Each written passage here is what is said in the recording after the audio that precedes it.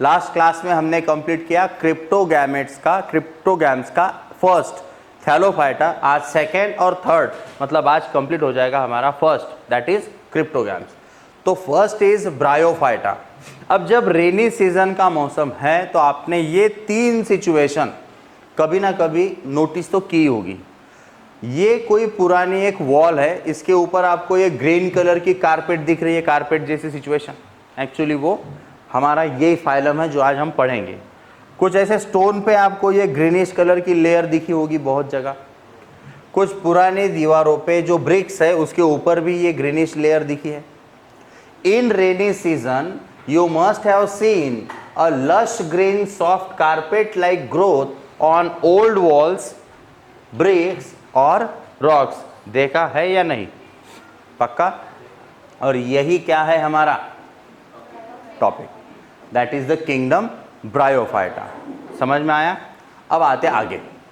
Amphibian शब्द को पहले समझने की कोशिश करते हैं। ऐसे क्रिएचर जो पानी और जमीन दोनों जगह रह सकते, जैसे कि फ्रॉग, बराबर, उनको हम कहते हैं एम्फीबियंस ऑफ एनिमल। अब ऐसा प्लांट जिसको रिप्रोडक्शन करने के लिए पानी की ज़रूरत है, ग्रोथ लैंड पे भी कर सकता, मतलब दोनों एटमॉस्फेयर में जी सकता, ऐसे को हम बोलेंगे एम्फीबियन। और आज पढ़ रहे हैं plants, so amphibians of plant. ये जो प्लांट्स है जो हम इस फाइलम में पढ़ेंगे ब्रायोफाइटा, इन्हीं प्लांट को कहा जाता है amphibians of the plant kingdom. अब इनको एम्फीबियंस ऑफ प्लांट क्यों कहते हैं? Because as grow in water but survive on land as well. ये अपनी ग्रोथ पानी में भी कर सकते और साथ ही साथ लैंड पे भी। तो दोनों जगह रहने वाले को हम एनिमल के पॉइंट ऑफ व्यू से क्या बोलते हैं? एम्फीबियंस। तो ये प्लांट वही कैरेक्टरिस्टिक शो कर रहा है। So hence this plant is also considered as amphibian of plant. मतलब ब्रायोफाइटा को हम कहेंगे एम्फीबियंस ऑफ प्लांट। टॉपिक समझ में आया? पहला वाला पॉइंट क्या था? रेनी सीजन में हमने जो है लश ग्रीन सॉफ्ट कारपेट जैसी सिचुएशन देखी, पुरानी दीवारों पे, स्टोन पे, फिर ब्रिक्स पे, तो वही हमारा फाइलम है, दैट इज ब्रायोफाइटा। अब उसको और अच्छे से पढ़ेंगे कि ब्रायोफाइटा में एक्चुअल में क्या क्या डिफरेंसेस और सिमिलैरिटीज हमें दिखती। एम्फीबियन ऑफ प्लांट किंगडम इसे भी कहा जाता है, इसे प्लांट का एम्फीबियन किंगडम भी कहा जाता है, because it can survive in water as well as, दोनों जगह पे। ऐसे एनिमल को हम बोलते हैं एम्फीबियंस। तो ये प्लांट में भी कैरेक्टर आया, तो इसको हम बोलेंगे एम्फीबियंस ऑफ प्लांट किंगडम। आगे, they require water for reproduction. अगर किसी एक प्लांट को अपने जैसे हजारों लाखों प्लांट बनाने हैं, रिप्रोडक्शन करना है, तो उसको रिप्रोडक्शन के लिए किसकी जरूरत होगी? वाटर की। रेनी सीजन में वाटर अबंडेंटली अवेलेबल होगा, इसीलिए रेनी सीजन में जहां वाटर की कोई कमी नहीं रहती, उस केस में ये अच्छे से रिप्रोडक्शन कर पाते। इसीलिए stone, wall and old bricks पे आपको ये पूरी कारपेट इनकी बनी हुई दिखती। रिप्रोडक्शन के लिए क्या चाहिए इन्हें? वाटर। टॉपिक समझ में आ रहा है? अगला पॉइंट, अभी तक हमने देखा कि रिप्रोडक्शन के लिए इनको वाटर की जरूरत है। अब इनके खास कैरेक्टरिस्टिक, इनकी बॉडी होती है थैलॉइड, मतलब कि थीन। कल हमने देखा था थैलस शब्द, थैलस का मतलब क्या था? थीन। ये थैलॉइड के साथ साथ है मल्टी सेल्यूलर। अब देखो, पहला वाला क्या था? यूनिसेल्यूलर लगभग। ये कैसे है? अब आएंगे ऑटोट्रॉपिक वाले पॉइंट पे। अब इनमें क्लोरोफिल प्रेजेंट होने के कारण ये खुद के लिए फूड प्रोसेस कर सकते, बना सकते, सिंथेसिस कर सकते, और साथ ही साथ इन पे डिपेंडेंट जो दूसरे ऑर्गेनिज्म होंगे जो इनको कंज्यूम करते होंगे, उनके लिए भी फूड का सोर्स बने। सो दे आर द प्रोड्यूसर। इन्हीं को हम क्या बोलते हैं? ऑटोट्रॉपिक। ब्रायोफाइटा के और तीन नए कैरेक्टर्स, इनकी बॉडी होती है थिन या बोलेंगे thalloid. They are multicellular, मतलब एक से ज्यादा सेल्स है। अगला पॉइंट है ऑटोट्रॉपिक। इनके पास क्लोरोफिल प्रेजेंट होने के कारण ये खुद के लिए और बाकी के लिए भी एनर्जी का बड़ा एक सोर्स बनते। They are producer, they are autotrophic. Topic समझ में आया? चलो अब जाएंगे आगे ब्रायोफाइटा का नेक्स्ट। इनका रिप्रोडक्शन कैसे होता है? तो इनका रिप्रोडक्शन होता है स्पोर फॉर्मेशन के प्रक्रिया के थ्रू। अब स्पोर फॉर्मेशन क्या है? तो ये क्लास 10 में अच्छे से डिटेल में दिया है। असेक्सुअल रिप्रोडक्शन की एक प्रोसेस है स्पोर फॉर्मेशन। थोड़ा सा बेसिक मैं यहाँ पे बता दूंगा कि ये कैसे होता होगा। ये जो हिस्सा है ये आप देख रहे हो, इसको बोलते हैं बॉल्ब या फिर स्पोरेंजियम। बॉल्ब या फिर इसके अंदर, लगभग इसके अंदर ये ऐसे बारीक बारीक जो है ना, ये स्पोर्स फॉर्म होते हैं। बहुत सारे लाखों करोड़ों स्पोर्स उसके अंदर डेवलप होंगे। जब वो स्पोर्स फुली डेवलप हो जाएंगे तब ये जो स्पोरेंजियम है ये ब्रस्ट हो जाएगा, फूट जाएगा बलून के जैसे, जैसे कि यहाँ पे आपको दिख रहा है। जैसे स्पोरेंजियम ब्रस्ट होगा, अंदर जो भी स्पोर्स है वो सब के सब बाहर फेंके जाएंगे। अब जहाँ जहाँ तक ये स्पोर्स गिरेंगे वो वहाँ पे जर्मिनेट होंगे, मतलब कि वो मान लो ज़मीन या फिर किसी एक हिस्से में गिरे तो वहाँ पे एक नया प्लांट आपको ग्रो करता दिखेगा।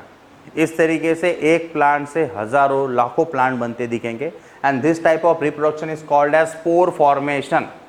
स्पोर फॉर्मेशन समझ में आया? फिर से सुनो, ये बॉल्ब या स्पोरेंजियम में बहुत सारे स्पोर्स डेवलप होंगे।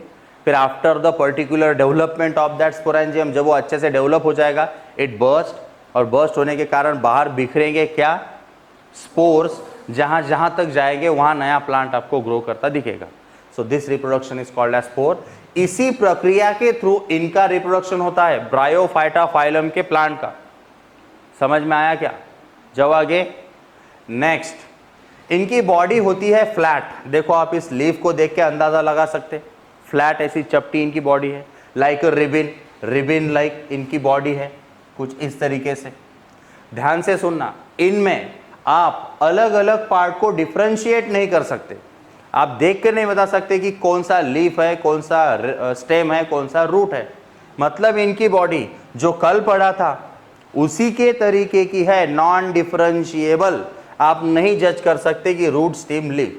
थोड़ा सा अंदाजा लीफ का तो लग ही जाता, जो ग्रीन हिस्सा आपको दिख रहा आप जनरली उसको लीफ मानोगे, लेकिन सेपरेटली इसमें दिखाई नहीं देता कि रूट, स्टेम और लीफ। जैसे हमने कल एक प्लांट की इमेज देखी थी, upper part leaves, then middle part stem और बॉटम में रूट, वैसी सिचुएशन यहाँ पे आपको नहीं दिख सकती। सो नॉन डिफरेंशिएबल पार्ट्स है रूट, स्टेम और लीव्स। ये लास्ट वाले के जैसा ही है इस पॉइंट में, इस कैरेक्टर में, लेकिन इसमें एक खासियत है कि लीफ जैसा स्ट्रक्चर दिखता, ट्रू लीफ, ट्रू रूट अगर नहीं है इसमें, फिर भी लीफ लाइक स्ट्रक्चर है। ये वाला ग्रीन कलर का area, this is the leaf like structure. और रूट लाइक स्ट्रक्चर भी आपको यहाँ पे नीचे का हिस्सा दिख रहा है, जैसे रूट जैसे होते हैं उसी के जैसा है। So this is root like structure. इनको राइजोइड्स भी बोला जाता है। Root like structure is also called as rhizoid. और ये स्पोर, फिर ये स्पोरेंजियम बड़ा, इसके अंदर रहेंगे स्पोर्स। इस वर्टिकल लाइन को कहा जाता है हाइफा। समझ में आया? ये हो गए कुछ उस पार्ट्स, उसके नाम। तो एक्चुअल में true root, true stem, true leaf तो नहीं है, लेकिन लीफ लाइक और रूट लाइक स्ट्रक्चर है। क्लियर? अब आएंगे इनके एग्जाम्पल्स पे। एक पॉइंट रह गया, ये भी एक जरूरी पॉइंट है। जैसे हमने कल डिस्कस किया था स्पेशल कंडक्टिंग टिश्यू, लास्ट वाले पार्ट में हमने देखा था special conducting tissue, phloem xylem उसमें नहीं थे। इंट्रोडक्शन में देखो, एकदम फर्स्ट लेक्चर में जब हमने इंट्रोडक्शन देखा था कि ये भी चेक करते कि उसमें स्पेशल कंडक्टिंग टिश्यू पानी के लिए जाइलम और फूड के लिए फ्लोएम है क्या नहीं। इस वाले केस में स्पेशल कंडक्टिंग टिश्यूज नहीं रहती, थैलोफाइटा में भी नहीं थी, ब्रायोफाइटा में भी नहीं है। मतलब इसमें सेपरेट स्पेशल कंडक्टिंग टिश्यू जैसे कि जाइलम और फ्लोएम नहीं रहती, ये इसमें एब्सेंट है। कंडक्टिंग टिश्यू इज एब्सेंट, वो जो हमने देखा था कल, they do not have specific tissue for the conduction of food and water. Xylem, phloem जैसी स्पेशल कंडक्टिंग टिश्यू इस केस में एब्सेंट रहती। अब सभी फाइलम में उनके एग्जाम्पल्स बहुत जरूरी है। चलो अब देखते इसमें कौन कौन आएगा। सबसे पहला मॉस, उसका दूसरा नाम है फ्यूनेरिया, मॉस, फ्यूनेरिया। अगला यानी आगे का एग्जाम्पल मार्केंशिया, मार्केंशिया। उसके बाद का एग्जाम्पल है एंथ्रोसेरोस, एंथ्रोसेरोस। ठीक है, मेरे सेकेंड प्रोनाउंसिएशन में उसको रिपीट करते जाओ, मतलब आपके लिए भी वो क्लियर होगा। Riccia, next one is Riccia. अगला एग्जाम्पल देखते, अगला फाइलम होगा टेरिडोफाइटा। इस पे जाने से पहले एक बार फिर से एग्जाम्पल्स को रिवाइज कर लेते। एग्जाम्पल्स ऑफ ब्रायोफाइटा, पहला वाला था moss that is funaria, second one is marchantia, then next one is anthoceros, अगला है रिक्सिया। ठीक है, समझ में आया? फिर सभी पॉइंट को एक एक करके रिपीट कर लेते। आज का हमारा पहला फाइलम था ब्रायोफाइटा। सबसे पहला पॉइंट ये था कि ये बता दे, चलो बोलो। They are called as amphibians because they can grow in water as well as they can survive on land. Very good. उसके बाद क्या पढ़ा?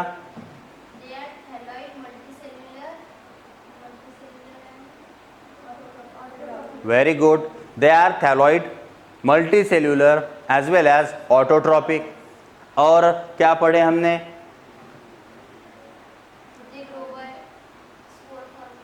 They can reproduce with the help of spore formation. Reproduction होता है spore formation के through. Very good. और very good, very good. Body is flat and ribbon-like. Their body parts cannot be differentiated into stem, root, and leaf, but leaf-like structure is present and root-like structure is present.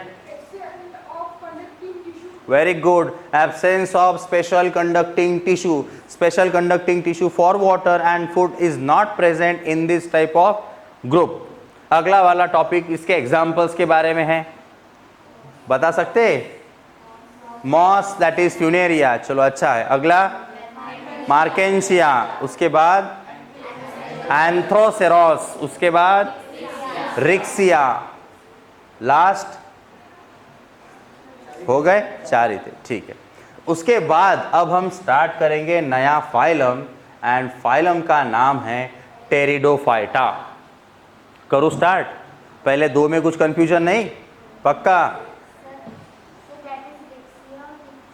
Riccia, Riccia, ठीक है। अगला वाला pteridophyta, यहाँ पे P silent है, ध्यान रखना। अब पहले दो और ये लगभग अपोजिट कह सकते हैं हम, बहुत सारा डिफरेंस है दोनों में, तीनों में। पहले दो वाले तो लगभग सेम है, लगभग, थोड़ा डिफरेंस उनमें भी है लेकिन नियरली सेम बोल सकते हैं। ये लेकिन पूरी तरीके से अलग है। अब ध्यान से सुनो, इसके पास वेल डेवलप रूट्स है, वेल डेवलप स्टेम है, वेल डेवलप लीफ है। मतलब तीनों चीज़ें आपको क्लियरली विजिबल है कि ये रूट है, ये लीफ है और ये स्टेम है। ठीक है, चलो देखते कैसे। ये प्लांट का एक इमेज है, दीज आर द रूट्स, और ये हो गए स्टेम और ये हो गए लीफ, क्लियरली विजिबल है। तो अब तक जो दो देखे उसमें ये चीजें नहीं थी, तो देखो फर्स्ट पॉइंट ही उनके अपोजिट चला गया। पहले दो मतलब थैलोफाइटा एंड ब्रायोफाइटा। तो टेरिडोफाइटा में रूट, स्टेम, लीव्स आपको क्लियरली विजिबल है, मतलब वो वेल डेवलप है। इसके पास स्पेशल कंडक्टिंग टिश्यूज है, अब तक दोनों में नहीं थे, xylem and phloem. Have a well developed conducting system, मतलब इसके पास सेपरेट टिश्यू है conduction of food and water के लिए, जिनको हम बोलते हैं वाटर के लिए जो है वो जाइलम एंड फूड के लिए जो है वो वेरी गुड। अब आते आगे, they do not bear flowers और फ्रूट। ध्यान से सुनो, क्रिप्टोगैमेट्स, क्रिप्टोगैम मतलब non flowering non seed bearing plant. तो ये उसी का तो मेंबर है, तो फ्लावर तो इसमें होगा नहीं, इसके पास फ्लावर नहीं है। फ्लावर से ही आगे डेवलप होके फ्रूट बनता है, तो फ्लावर ही नहीं तो ऑब्वियसली फ्रूट भी नहीं होगा। अब इसके जो सीड्स हैं, इसके जो सीड्स हैं, हम सीड तो नहीं बोलेंगे उसके, लेकिन लीफ के फ्रंट या बैक साइड में स्पोर्स फॉर्म होते हैं कुछ इस तरीके के, दिख रहे हैं इमेज में, दीज आर द स्पोर। अगली इमेज में और अच्छे से बताता हूं, ये कुछ इस तरीके के स्पोर्स आपने बहुत से लीफ पे बनते देखे होंगे, जनरली गार्डन प्लांट्स, देखा कभी इस तरीके की इमेज, ये स्पोर्स बनता हुआ। चलो मैं एग्जांपल बताऊंगा, तब देखना आपके ये कांटेक्ट में कभी आए क्या। So these are the spore. इनका रिप्रोडक्शन भी उसी की तरह होता है जो हमने लास्ट में डिस्कस किया, स्पोर फॉर्मेशन। समझ में आया ना? स्पोर फॉर्मेशन, स्पोर डेवलप होंगे, then it will burst, and जहाँ तक स्पोर जाएंगे वहाँ तक वो जर्मिनेशन करेंगे, नए प्लांट को डेवलप करेंगे। इनके पास फ्लावर फ्रूट तो नहीं है, स्पोर्स इसमें प्रेजेंट रहते हैं, कभी लीफ के फ्रंट या लीफ के बैक साइड में। Spores are form along the back और posterior surface of their leaf, पीछे वाला या सामने वाला हिस्सा, दोनों में से कहीं पे भी वो स्पोर्स बन सकते। क्लियर? अब आगे, ये ऐसी सिचुएशन भी नहीं देखी क्या कभी? कभी ऐसा लीफ कांटेक्ट में नहीं आया? देखा है? चलो आगे जाते। असेक्सुअल रिप्रोडक्शन, देखो पहला वाला जो था वो तो था असेक्सुअल रिप्रोडक्शन स्पोर्स के थ्रू। अब इनके पास और एक स्पेशलिटी है, ये सेक्सुअल रिप्रोडक्शन भी कर सकते हैं। सेक्सुअल रिप्रोडक्शन में दो तरीके के गैमेट्स होना बहुत जरूरी है, that is male gamete and female gamete. एक ही प्लांट या एक ही फाइलम दोनों तरीके से रिप्रोडक्शन कर सकता। असेक्सुअल रिप्रोडक्शन करेगा तो स्पोर्स फॉर्मेशन से, और वही प्लांट सेक्सुअल रिप्रोडक्शन भी कर सकता है जिसमें जाइगोट फॉर्म होगा, उसके लिए चाहिए मेल गैमेट। तो ये जो स्पर्म है that is the male gamete and this is egg और ovum that is the female gamete. जब ये दोनों का फ्यूजन होगा, फर्टिलाइजेशन होगा, तब इन दोनों के फ्यूजन से बनेगा जाइगोट, मतलब एक नया प्लांट। या आगे ये जाइगोट है या आगे जाके नए प्लांट में कन्वर्ट हो जाएगा। सो this is the sexual reproduction जो पॉसिबल है टेरिडोफाइटा में। अब तक हम असेक्सुअल रिप्रोडक्शन ही देखते आए। अब लास्ट पॉइंट इसका है इसके एग्जाम्पल्स पे ध्यान देना। नेफ्रोलेपिस यानी कि फर्न, अगला है इक्विसेटम। नेफ्रोलेपिस एंड इक्विसेटम हो गए दो। Third one is selaginella and next one is pteris. ठीक है, कितने हो गए? 4। आगे जाते lycopodium and next one is marsilea. Biology है, नाम थोड़े से है घातक, है ना? डर लग रहा है क्या नामों को लेकर? इतने भी ज़्यादा डिफिकल्ट नहीं है, एक दो बार अगर प्रोनाउंस किए तो क्लियर होता। एडिएंटम क्लियर। चलो देखते ग्रास्पिंग कितनी अच्छी है। पहला वाला एग्जाम्पल क्या था? Very good, fern. दूसरा क्या था? इक्विसेटम। थर्ड क्या था? सैलेजिनेला। फोर्थ क्या था? लाइकोपोडियम। ठीक है, आगे एडिएंटम। कोई एक छूटा ना? कौन सा छूटा बताओ? चलो देखो, ये एक मार्सेलिया हो गया था शायद। Lycopodium, adiantum. Clear topic? कुछ डाउट? अब हमने खत्म किया क्या? क्रिप्टोगैम्स के तीनों फाइलम।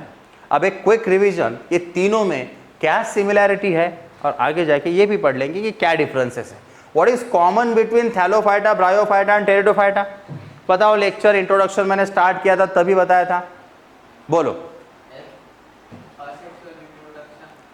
तो अभी तो हमने देखा टेरिडोफाइटा में सेक्सुअल रिप्रोडक्शन तो होता है। ठीक है, इसको और अच्छे से कर सकते।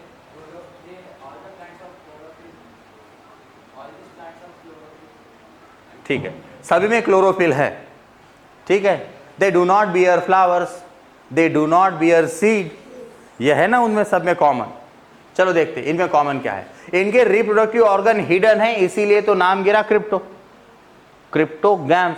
रिप्रोडक्टिव ऑर्गन हिडन है। अगला, ऑल रिप्रोड्यूस बाय स्पोर्स। इसमें एक है जिसमें असेक्सुअल रिप्रोडक्शन दिखता, लेकिन मोस्टली तो स्पोर फॉर्मेशन हो रहा। अब पहला वाला जो था ना स्पायरोगैरा, उसमें और यूलोथ्रिक्स में हमें फ्रैगमेंटेशन से रिप्रोडक्शन होता दिखता। अगले साल इसको और अच्छे से समझेंगे, फिलहाल तो इतना ही याद रखेंगे। क्लासिफिकेशन ऑफ प्लांट में नया टॉपिक जो हम कल पढ़ेंगे, क्या? फाइनेरोगैम्स। टॉपिक समझ में आया? पक्का? कुछ डाउट?